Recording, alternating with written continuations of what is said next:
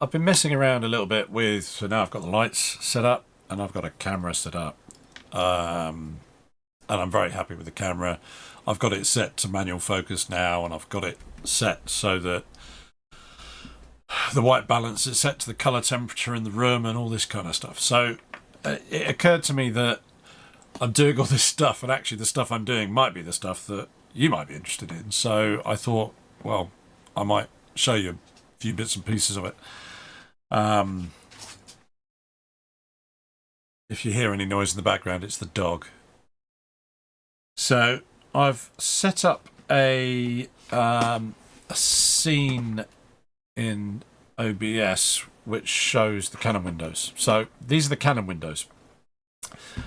This is the standard Canon control. So from here you can switch, autofocus and stuff like that.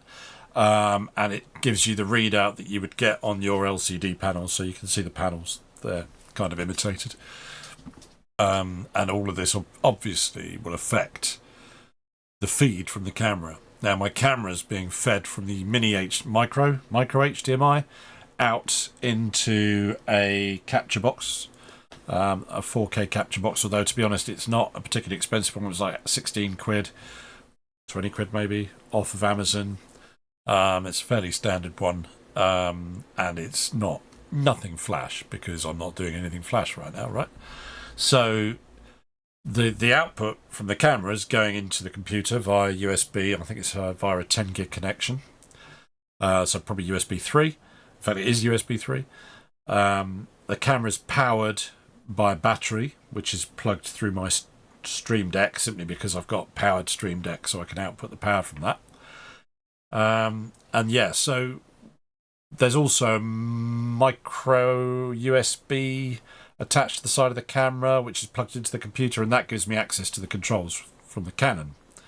So these are the windows that there's also a webcam plugin which you can install, and that actually gives you that the sort of HDMI feed through to video recording, which is what I'm using to get capture working. Yeah, so anyway, I'm waffling on a little bit and sort of saying how it's set up. I mean, maybe I'll do a diagram or something, but I don't know. Ask for a diagram. If you want a diagram, I'll do your diagram, but what I wanted to talk about, though, is the focus and the color temperatures, because obviously this is all... I've not done this before, so I thought, well, as I'm doing it, as I'm learning to do it, I'll sort of talk through the process. Shush. There's nobody there. Dog's making a fuss.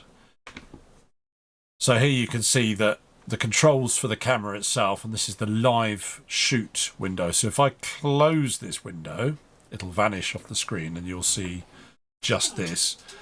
If I hit live view shoot, it'll pop up that window that you saw just now. Now in here you've got things like your sort of focus frames.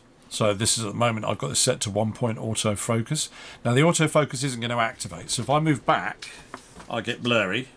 If I move forwards, I get in focus, because this is about the distance I've got the manual focus set to. If I move forwards further, I'm blurry again.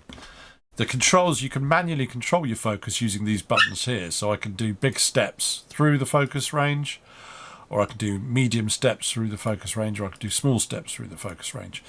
What I'm thinking might be useful, though, and I'm thinking I might set up a button on the Stream Deck for this, is to just turn on the autofocus and then turn it off again, because essentially the autofocus on this is pretty good.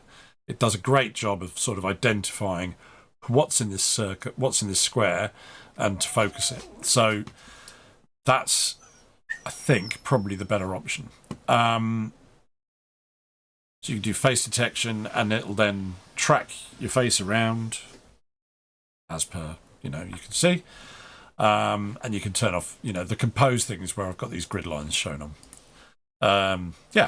And that's not bad, but the problem with the face detection is sometimes if I look away, so if I'm looking at my side monitor over there, it'll lose focus and then it'll jump back in again.